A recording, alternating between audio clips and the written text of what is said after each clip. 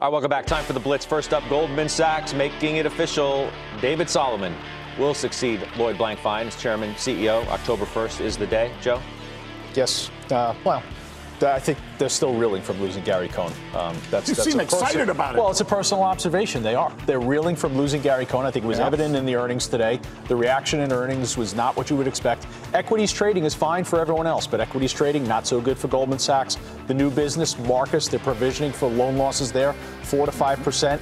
I still think Goldman Sachs is trying to recreate who they are once again, and I think losing Gary was a significant part of that. All right, Intel under pressure today, downgraded at Evercore. At least it was. It's coming off the lows, though, Jimmy. It is coming off the lows. So it's only down about 0.5%. It was down about 1.5% earlier. Neither of those moves are very large. I mean, I think what the problem is with Intel right now, you had the news of Kucinich leaving a month ago. That kind of put the stock into purgatory. It's going to stay there until earnings in 2 weeks. But honestly, I think the fundamentals of the company are so good and the price is so cheap. I really like Intel here, and I own it. I mean, purgatory is when it's up 12% year to date, Jim. Let's not act like it's been thrown out. Scott, I'm going to repeat myself. It's been in purgatory since the Kucinich announcement of a month ago. Okay. You're saying year to date. I said Kucinich a month ago. Okay. I got you. Just putting some perspective on it, Jim. United Health is lower. Am I defensive? A little. A little. Yeah.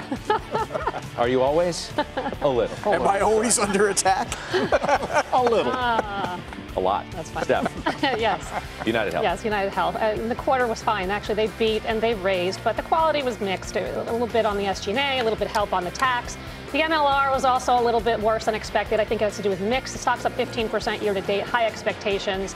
So I think it's just sell the news. I like it. So own it. J&J with a beat, Doc.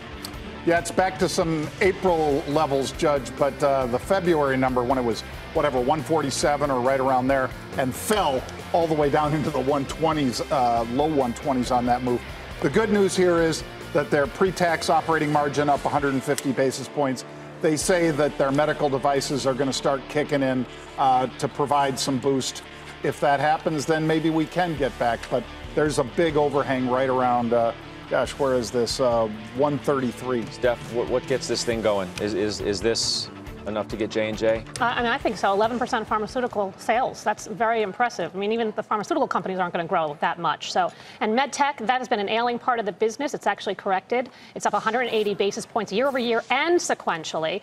And so that's why you see Abbott rallying and Zimmer and all these others. But they're getting their act together in medtech, and I think the valuation is very attractive here.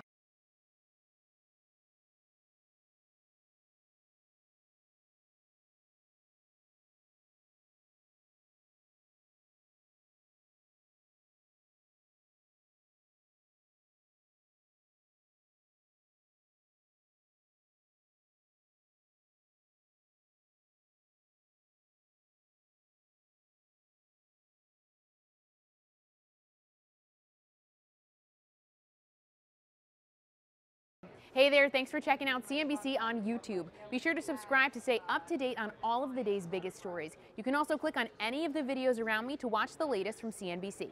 Thanks for watching.